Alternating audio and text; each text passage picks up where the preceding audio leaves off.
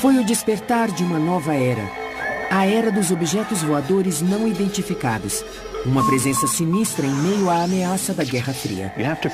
Esqueça tudo o que ouviu sobre discos voadores nos últimos 50 anos.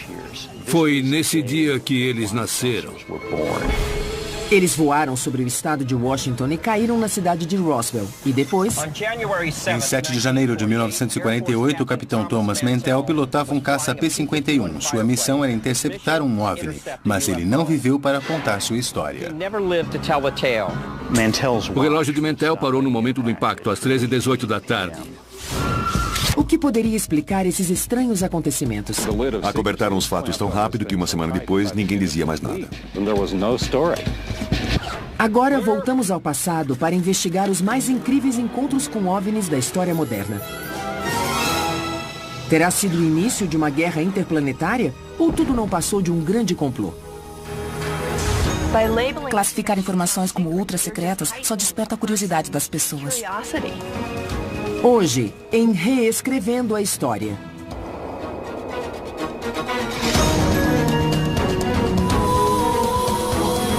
Roswell.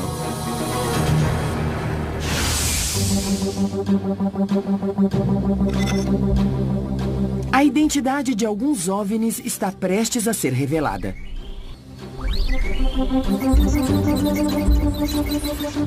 Nesta câmera de testes, um dos OVNIs mais famosos poderá em breve ser identificado e explicado. Conseguimos uma esfera de luz uniforme, então podemos simular qualquer outra esfera com a mesma resolução. Este mistério começou em 1947, coincidentemente ou não, com o surgimento da era nuclear. Com o início da Guerra Fria, os norte-americanos olhavam para o céu com uma mistura de temor e encantamento. Num período de 6 meses, em 1947, 3 OVNIs foram avistados. E cada um desses encontros ajudaria a definir essa nova era marcada pela insegurança. Discos voadores invadiram nosso planeta. O primeiro encontro foi em junho de 1947. No estado de Washington, o piloto amador Kenneth Arnold afirmou ter visto 9 objetos movendo-se em velocidade supersônica. Ele descreveu o movimento como se fossem pratos quicando na superfície da água. Ele afirmou ainda que os OVNIs estavam todos na mesma altitude e viajavam a 2.700 km por hora. Isso numa época em que a barreira do som, de 1.094 km por hora, nem havia sido rompida. A única explicação plausível para o fenômeno e para a velocidade do OVNI era... Estão nos puxando. Só pode ser do outro mundo. Para entender as circunstâncias do encontro de Kenneth Arnold, temos que considerar o momento histórico e esquecer tudo o que ouvimos sobre discos voadores nos últimos 50 anos. Foi nesse dia que os discos voadores nasceram como conceito, crença e objeto. Apenas 3 semanas após o episódio de Kenneth, ocorreu um dos encontros mais conhecidos de todos. Supostamente, um disco voador teria caído nas proximidades de Roswell, no Novo México. Na época, correram boatos de que os destroços haviam sido escondidos num hangar secreto. Este é o hangar 84. Testemunhas nos contaram que foi deste prédio que fragmentos da nave e dos corpos dos extraterrestres foram transferidos. E em janeiro de 1948, a histeria chegaria ao limite num terceiro encontro com discos voadores. Em Fort Knox, no Kentucky, o capitão Thomas Mantell morreria ao perseguir um OVNI com o seu caça P-51. Torre para Capitão Mantell, investigue um objeto não identificado em sua área. Sua morte alimentou o imaginário popular. Esses 3 encontros convenceram muitos de que os extraterrestres existiam e que estavam visitando o nosso planeta. Senhoras e senhores, está acontecendo alguma coisa. A história cresceu e até hoje muitos acreditam que os OVNIs cruzam o nosso céu. Talvez estejam certos, mas também podem estar errados. A versão oficial é de que aqueles objetos eram apenas imensos balões meteorológicos secretos. Não engulo esse papo de que eram balões e bonecos de testes. Devem pensar que somos imbecis. Qualquer um pode ver que é mentira. Mas o que estava acontecendo de fato nos céus dos Estados Unidos nos anos 40? A história do balão meteorológico é mesmo uma farsa? Há alguma outra explicação para os testemunhos aparentemente confiáveis? Uma equipe de peritos reunida pelo Reescrevendo a História vai investigar este caso. Art Vance, piloto de P-51. Paul DeBevec, designer gráfico. Curtis Peebles, historiador aeroespacial. E Jack Pickerel, uma psicóloga cognitiva que fará uma experiência singular com 6 pessoas no deserto. Combinando todas essas especialidades e levando a tecnologia moderna de volta a 1947, vamos procurar respostas para o que aconteceu em Roswell e para o fenômeno dos OVNIs.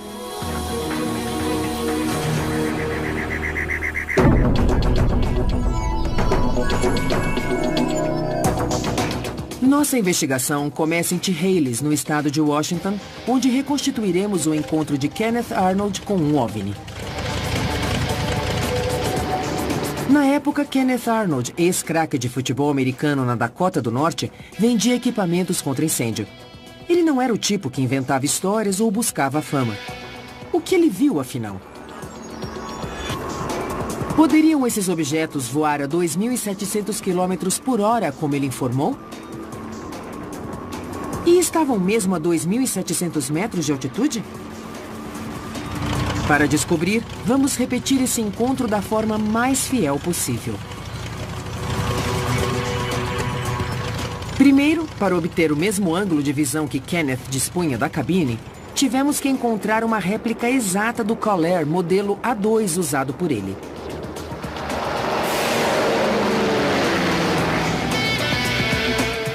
Para obter as mesmas condições de luminosidade e clima, voamos no verão, assim como Kenneth em 1947. Bill Owens, o nosso piloto, foi instruído pelo historiador Kevin Henderson. Vamos começar em Chehalis, onde Kenneth decolou. A rota foi baseada no depoimento dele. Kenneth decolou às 2 da tarde de Chehalis em direção a Yakima, no estado de Washington, e meia hora depois estava sobrevoando a cidade de Mineral.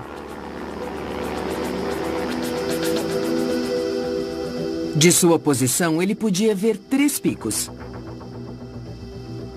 200 quilômetros para o norte, o Monte Baker com 3.000 metros de altitude. Mais perto dele estava o Monte Rainier com 4.300 metros e ao sul o Monte Adams com 3.700 metros.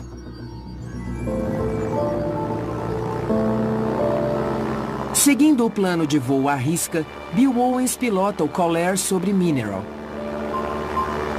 O que ele viu? Ele disse que ao norte, no alto do Monte Baker, ele viu um clarão que o distraiu. Um clarão, sim. Ele pensou que eram aeronaves voando em formação. Kenneth disse ter visto estes 9 objetos rumarem para o sul na direção do Monte Rainier.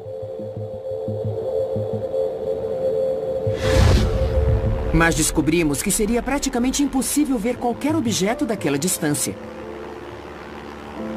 Kenneth disse que os viu piscando e virando ao passarem o Monte Rainier. Foi aí que ele percebeu que testemunhava uma coisa incrível.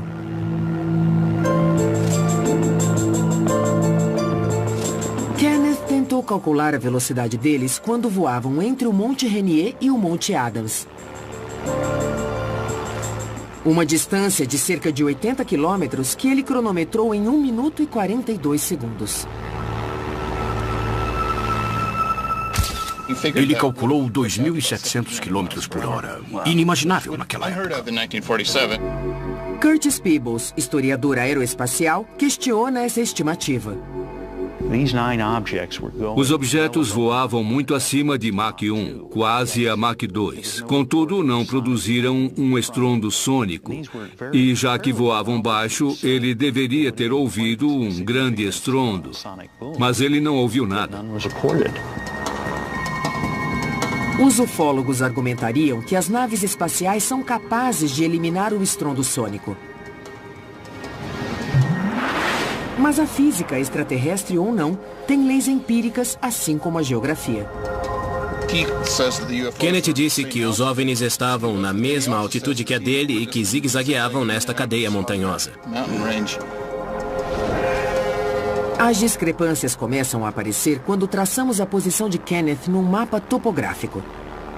Ele afirmou que os OVNIs e as montanhas estavam na mesma altitude que a sua, 2.700 metros. Na verdade, as montanhas não têm essa altitude. Essas discrepâncias revelam sua dificuldade em calcular distâncias e altitudes. Kenneth não tinha motivos para inventar uma história ou pregar uma peça. Então, o que ele realmente viu? Alguns sugerem que foram gansos. Uma investigação da Força Aérea chegou à conclusão de que foi uma miragem. E podemos ver isso em primeira mão. Repare nesta imagem. Isto parece um OVNI. Mas pode ser explicado. Não passa de um reflexo no vidro da cabine. O reflexo do Sol pode criar muitas ilusões. Mas nenhuma explicação foi conclusiva. Aquilo que Kenneth viu pode ser explicado por outro incidente que chegou às manchetes 20 dias depois. Esse incidente se tornou um marco cultural e criou um destino turístico. Chegou a hora de reconstituirmos os acontecimentos de Roswell.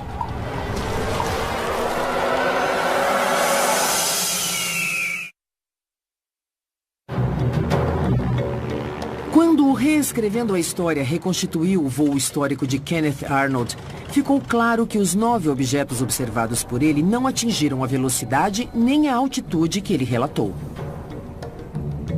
Mas, em 1947, o incidente virou manchete. E 3 semanas depois, a história se repetiu quando um dos discos voadores supostamente se espatifou em Roswell, no Novo México. É assim que os relatos históricos descrevem o que aconteceu. Em julho de 1947, o fazendeiro Mac Brazel descobriu destroços estranhos numa pastagem. Tiras de borracha, fita adesiva, ripas e papel alumínio. Ele recolheu tudo e levou para o xerife de Roswell, que chamou os militares. A Força Aérea despachou uma equipe para investigar e recolher qualquer material esquecido por Mac Brazel.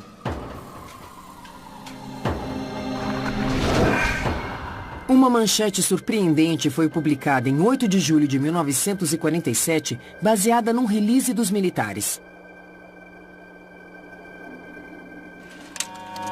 Naquela mesma tarde, numa coletiva de imprensa, as Forças Armadas apresentaram os objetos encontrados.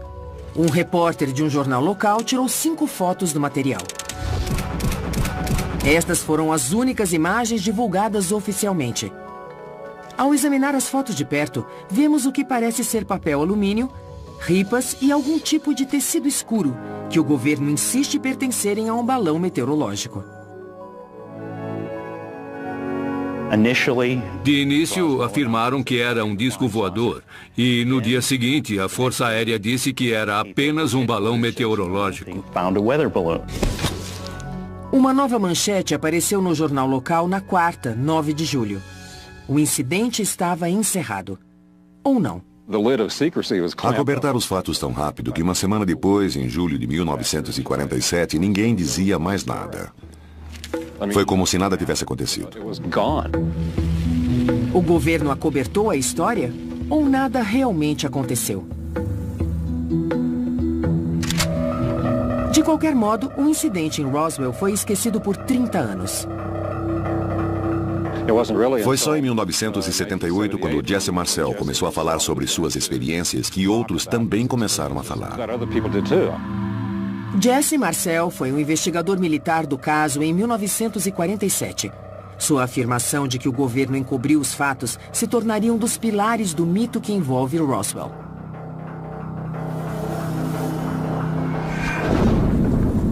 Depois que Marcel revelou sua história em 1978, outras testemunhas começaram a adicionar detalhes à lenda. Na nova versão, além de chapas metálicas e ripas, Mac Brazel teria encontrado um extraterrestre entre os destroços. Fitas com motivos florais, na verdade, seriam estranhos hieróglifos. Outras testemunhas afirmaram que, após a coletiva de imprensa, o material teria sido despachado para um local secreto. A Área 51, onde o governo dos Estados Unidos continuaria a guardar seus segredos. Se você tivesse um monte de metais e alguns corpinhos, o que faria? Você os pegaria e guardaria para sempre. Esses detalhes fascinantes transformaram Roswell no mais importante encontro com OVNIs de todos os tempos.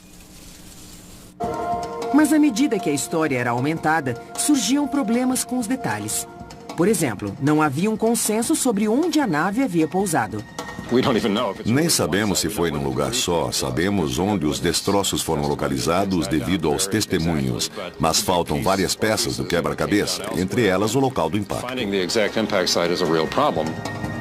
Testemunhas apontam para um milharal, para o Rancho Foster e para Ragsdale. Quando arrebanhamos os animais com as motos, os carros ou a cavalo, sempre olhamos para baixo procurando destroços para poder provar o que aconteceu aqui.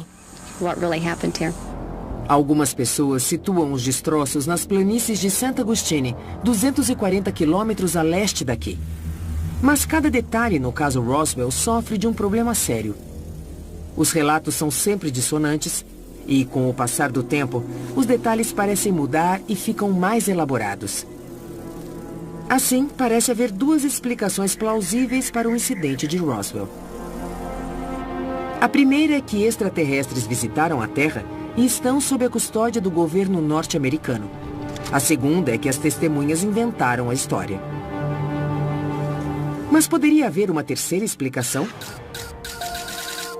Talvez os relatos, como os de Jesse Marcel ou Mac Brazel, sejam verdadeiros, mas inconscientemente eles podem ter enfeitado os fatos e tê-los transformado numa memória inexata do incidente. Na verdade, havia coisas voando acima de Roswell. Eram misteriosas, ultra-secretas e tecnologicamente avançadas. O Mogul era um projeto de segurança nacional que enviava balões munidos de equipamentos acústicos para a estratosfera para monitorar os testes nucleares soviéticos. Na década seguinte, várias experiências aeroespaciais secretas foram realizadas sob forte esquema de segurança. E até bonecos foram lançados da estratosfera. Muitos bonecos foram lançados. Cerca de 2.500 balões foram lançados em 30 anos só no Novo México. Os projetos eram tão sigilosos que nem os oficiais de alta patente na base aérea de Roswell tinham sido informados. Será que as pessoas extrapolaram esses eventos, transformando-os em algo de caráter extraterrestre?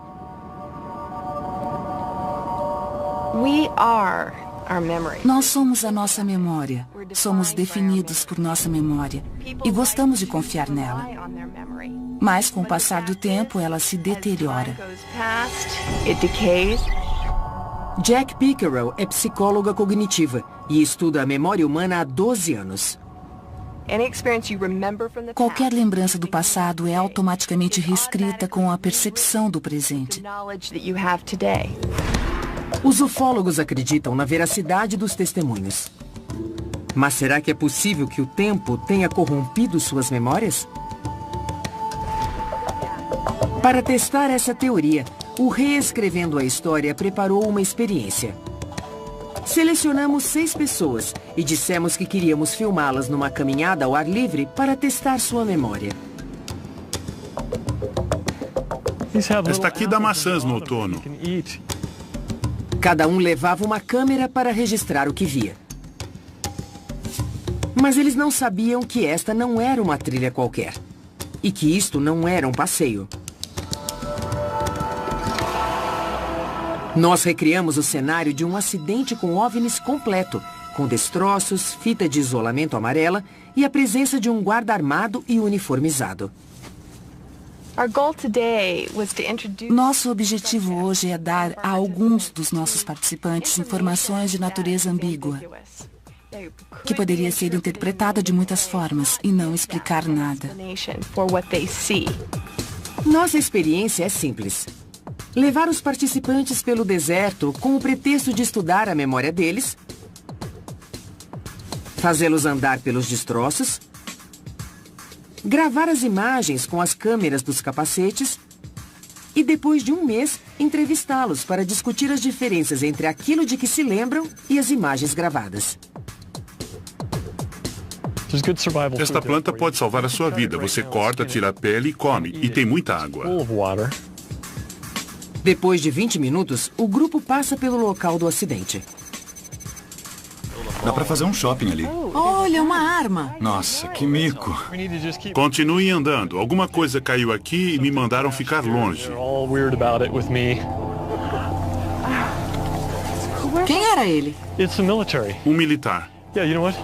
E quer saber, na última quinta à noite cheguei em casa e não me deixaram entrar. Caiu alguma coisa. Depois de discutirem o assunto, eles são liberados. Daqui a um mês, vamos testar a memória deles. O melhor jeito de incutir uma memória falsa é esperar a lembrança original esmaecer o suficiente para que, quando a memória falsa for introduzida, ela possa se fixar melhor e se desenvolver. O palco está armado para a próxima fase da experiência. Um mês depois, quais serão as lembranças dos participantes? Podia ser qualquer coisa, até OVNIs, se você acredita neles. O homem estava deste lado e eu empurrei ele para o outro lado, para evitar a bala. Um mês depois, fomos conferir o que eles lembravam. Trouxemos as imagens gravadas na ocasião que mostravam exatamente o que eles viram e não o que pensaram ter visto. Suas memórias não sofreram grandes distorções, mas muitos detalhes haviam mudado. Após aquecer Annie com algumas perguntas sem importância, perguntamos sobre o local do acidente. Haviam alguns guardas armados no local, que estava cercado por um cordão de isolamento para ninguém entrar. Entramos lá para olhar, mas fomos impedidos por guardas armados. Quando a psicóloga Jack Pickerel pediu mais detalhes sobre os guardas, ela não mostrou a mesma segurança. Eu não sei se me lembro deles porque os outros disseram que estavam lá ou porque eu os vi. E não lembro deles, não lembro como eram. Francine tinha alguns registros interessantes sobre o guarda. Acho que usava máscara e... De quem está falando? Tinha 2 deles atrás da fita amarela. Mas as imagens registradas pela câmera de Francine revelam que ela não teve uma visão clara do local do acidente e nem dos guardas. Viu 2 caras atrás da fita, estavam armados? Os 2. Você também disse que ficou apavorada quando apontaram para você. Claro que sim. Apontaram para você? Correram na nossa direção. Não queriam que a gente chegasse perto da fita amarela. Um deles apontava para o outro lado, mas apontou para a gente depois. Eu estava com medo. Sentiu medo? O homem estava deste lado e eu empurrei ele para o outro lado, para evitar a bala. Novamente, as imagens gravadas revelam o que eles realmente viram. Há diferenças claras. No teste, assim como em Roswell, uma vez que a memória é alterada, o indivíduo realmente acredita estar falando a verdade. Entre as coisas que me disse hoje sobre a caminhada há um mês, tem certeza de que está lembrando corretamente de tudo o que aconteceu lá? 1 para não tenho certeza e 5 para tenho certeza absoluta. 5. 5. Eles não estão mentindo. É isso que dificulta tudo. Estão totalmente convencidos de que aquela memória é deles. Eles jurariam de pé juntos de que aquela é a verdade. Antes dos participantes irem embora, explicamos a natureza da experiência para evitar o surgimento de qualquer novo boato sobre OVNIs. Se o reescrevendo a história demonstrou que a memória pode ser alterada e distorcida em apenas um mês, imagine o que pode acontecer depois de 30 anos. A criação de uma memória falsa não é intencional. Já vimos acontecer com policiais e até com pais bem intencionados ao questionarem seus filhos. A intenção não é enganar as pessoas de propósito, só mudamos a maneira de questioná-las. Decifrar os fatos depois de meio século de especulações criativas pode ser impossível. Mas graças à investigação do Reescrevendo a História, podemos afirmar que o mito de Roswell foi aprimorado com o passar do tempo. E as provas materiais? Os ufólogos dirão que as provas estão guardadas num hangar da Área 51. Mas existe um relato, no qual muitos acreditam, indicando que os destroços são de origem extraterrestre. O depoimento de Jesse Marcel, o militar que teria sido encarregado do acobertamento do caso. Ele parou em casa antes de ir para a base, acordou a esposa e o filho no meio da noite e disse: "É agora ou nunca, porque quando eu voltar para a base, serão ultra-secretas." As testemunhas afirmam que o material parecia folha de alumínio e tinha memória molecular. Você podia amassar como papel alumínio, mas quando soltava, voltava ao formato original, lisinho, como se nunca tivesse sido tocado. Mas haverá uma outra explicação para essa estranha substância que apoie a teoria dos testes secretos com balões meteorológicos? O Reescrevendo a História visitou um laboratório metalúrgico para achar algumas respostas. Primeiro, Russ Sherman, especialista em metais, examinou as fotos tiradas pela imprensa.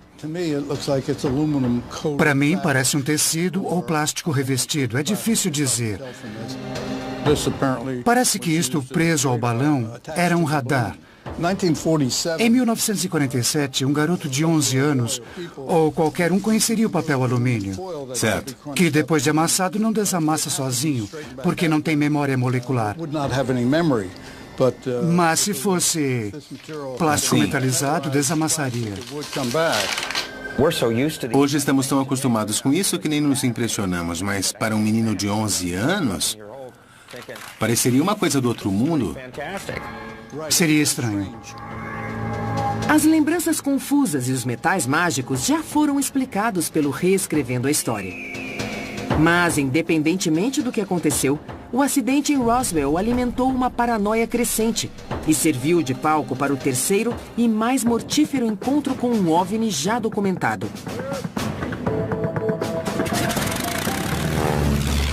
O último voo do capitão Thomas Mantell, que alguns acreditam ser a primeira baixa de uma guerra interplanetária.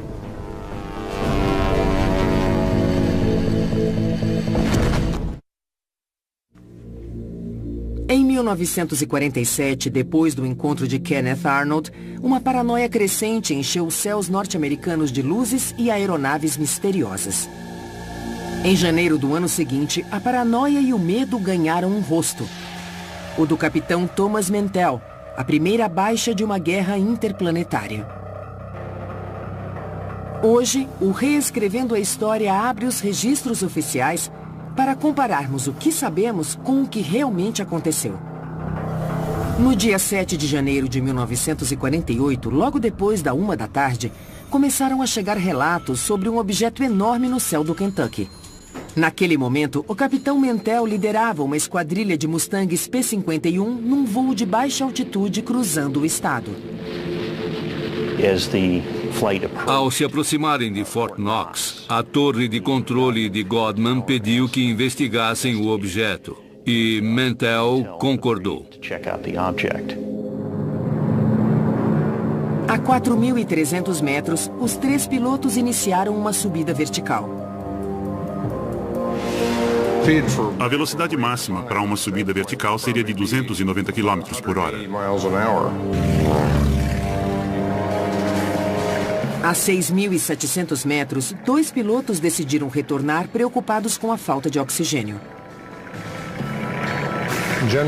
O oxigênio é necessário acima dos 3.700 metros. Acima de 7.600 metros, o piloto perde a consciência em 4 ou 5 minutos. O capitão Mantell não estava disposto a desistir. Depois de perseguir o OVNI por 45 minutos, alguma coisa aconteceu. As fotos contam o resto da história. Quando os destroços foram examinados, a trava da cabine estava intacta. Concluiu-se que Mantell não tentou saltar de paraquedas. Seu relógio parou no momento do impacto, às 13h18 da tarde.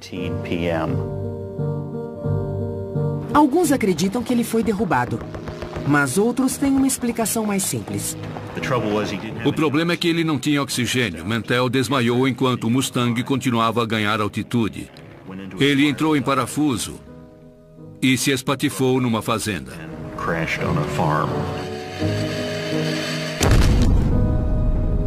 Mas o que Mantell estava vendo da cabine? Com a escassez de informações, a imaginação corria solta e então começaram as especulações. Na época do acidente, corria o boato de que foi um avião soviético que atirou no P-51, que estava radioativo, e que o corpo de Mantell não foi encontrado. Estavam todos errados. Nos anos 70, o governo abriu os arquivos sobre outro projeto secreto. Dessa vez, os balões foram lançados de Columbus, Ohio, em janeiro de 1948. Acho que o capitão Mantell estava perseguindo um Skyhook, um balão enorme de plástico que pode chegar a 30 mil metros. Um balão desses foi lançado pouco antes do incidente, levando um dispositivo de raios cósmicos. Esses balões foram lançados às dúzias por todos os Estados Unidos e ainda hoje a NASA continua a lançá-los. Hoje, eles podem subir acima dos 30 mil metros e ficar lá em cima por dias, até semanas, e podem circular o globo nas correntes de grande altitude.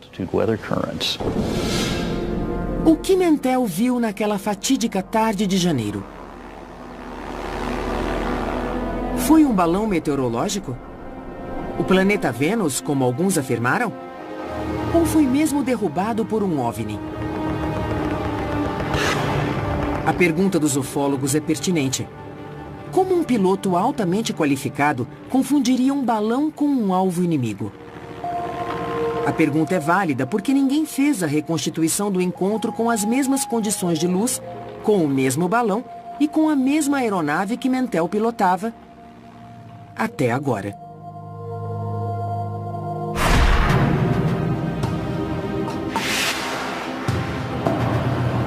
O Reescrevendo a História conduzirá um experimento para descobrir o que Mantell viu ao ganhar altitude. Primeiro vamos reproduzir a vista que ele tinha da cabine, seu ângulo de voo e as condições de luz.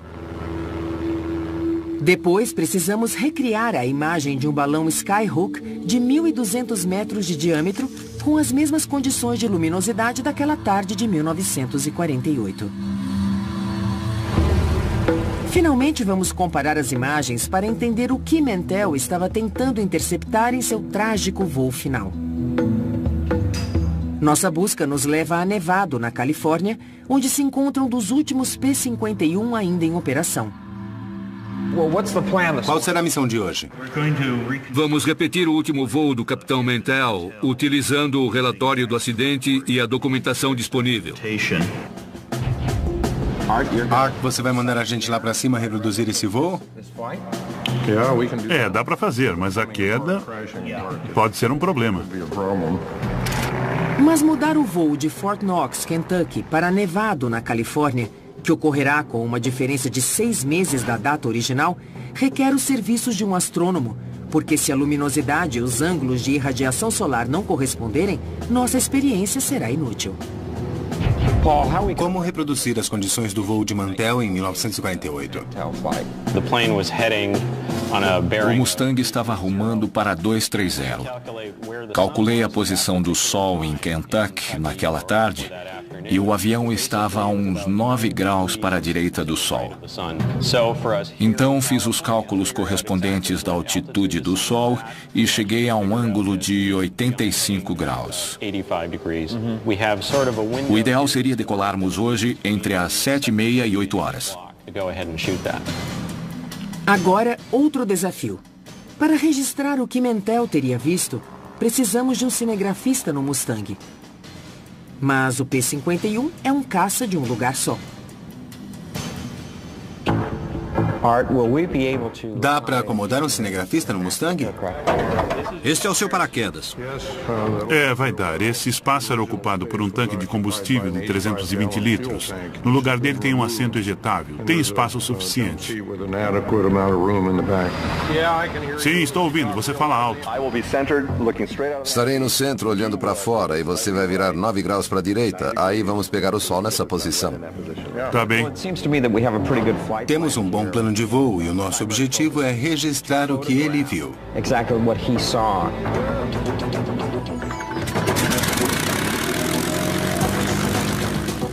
O nosso Mustang reconstituiu o voo do capitão Mantell com precisão. Hartmann teve contato constante com a base e voou no mesmo ângulo de Mantell. E o nosso cinegrafista registrou as imagens.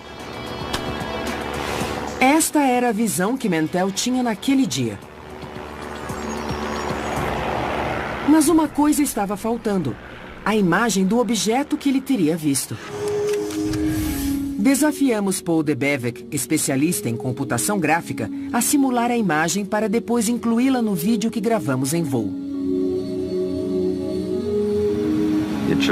Conseguimos uma esfera de luz uniforme, então podemos simular qualquer outra esfera com a mesma resolução.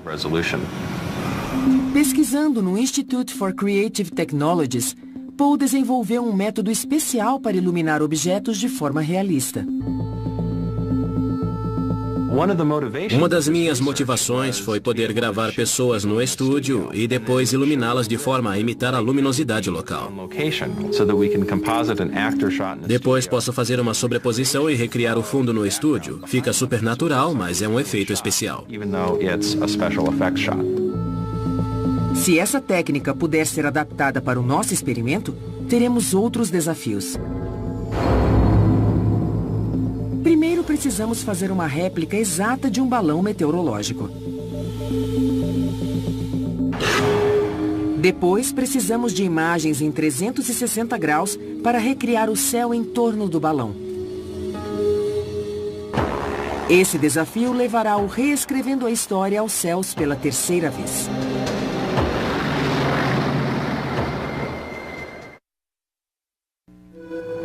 O Reescrevendo a História está analisando 3 encontros com OVNIs e já trouxe novas informações. No primeiro caso, durante o voo de Kenneth Arnold, a luz refletida na cabine do avião pode ter influenciado suas observações. No segundo, projetos militares secretos realizados perto de Roswell despertaram a curiosidade das pessoas. E fizemos uma experiência que provou como a memória é alterada com o decorrer do tempo. No terceiro caso, a explicação oficial para a queda do avião do capitão Thomas Mantell foi novamente um balão. Fomos verificar como um piloto tão experiente pode ter cometido aquele erro. O Reescrevendo a História reconstituiu aquele voo e nossa câmera registrou estas imagens da cabine. O desafio seguinte era fazer um balão em escala e filmá-lo sob todas as condições de luz possíveis. O balão então foi posicionado e as luzes do estúdio apagadas. Então o programador Tim Hawkins capturou as imagens no computador.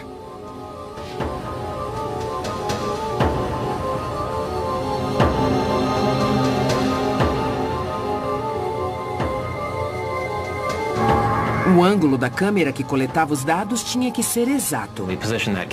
Posicionamos a câmera embaixo do balão para termos uma visão de baixo para cima, como a de Mantell. Para a segunda parte deste teste, precisávamos reconstituir as mesmas condições de luminosidade daquela fatídica tarde. Usamos uma lente olho de peixe na câmera e tiramos muitas fotos para criar a esfera e obter a melhor resolução. O piloto e cinegrafista Meran Salamati criou um suporte para a câmera e fixou-a num avião acrobático para voarmos a 30 mil metros. Precisávamos de um panorama de 360 graus para criar uma imagem tridimensional.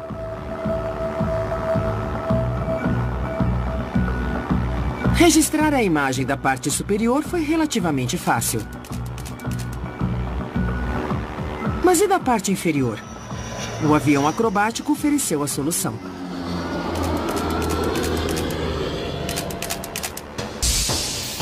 Nesta página da internet podemos ver todas as imagens obtidas durante o voo.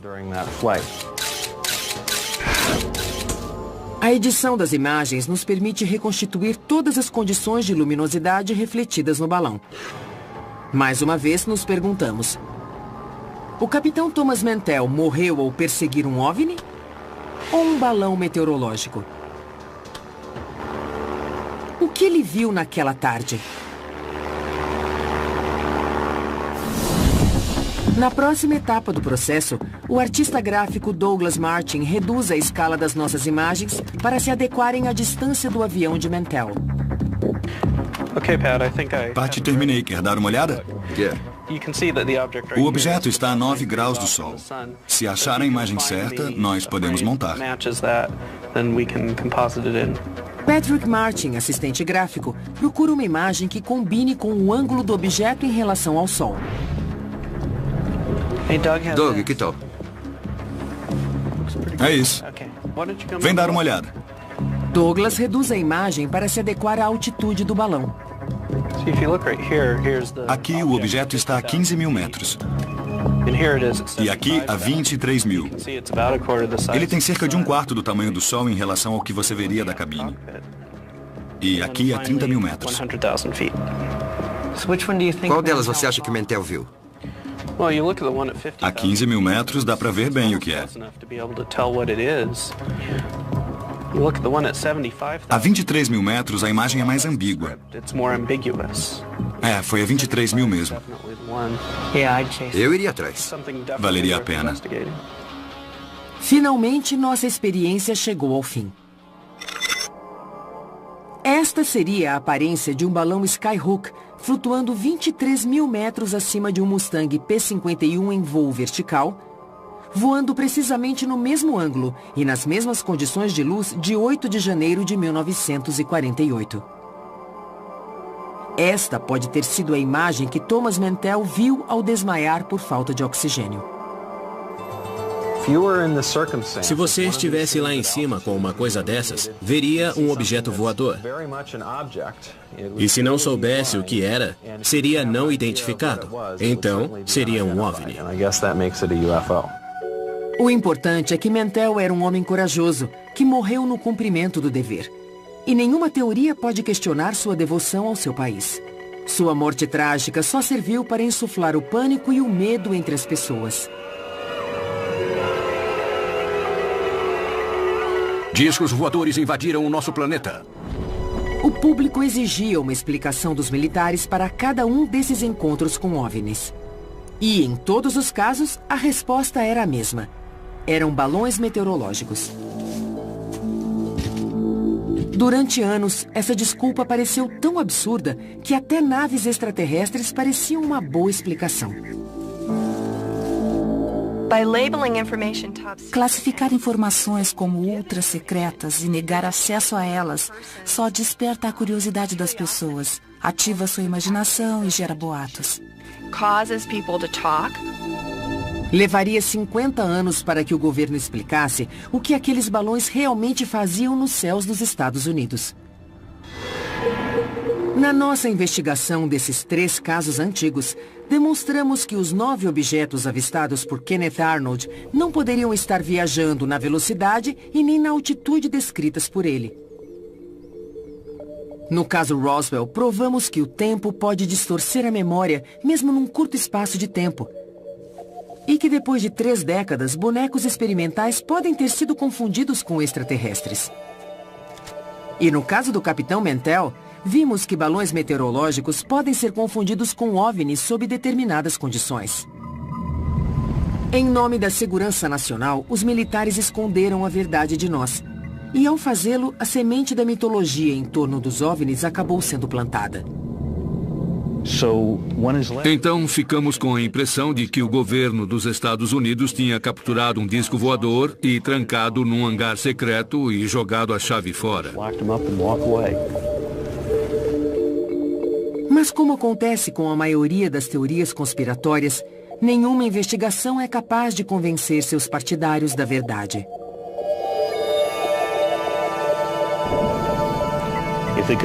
Se o governo tivesse mesmo capturado um disco voador acidentado em Roswell ou em outro lugar, o segredo ia durar 10 segundos, porque a informação vazaria. Muita gente estaria sabendo. Esse segredo não poderia ser mantido, muito menos por 50 anos.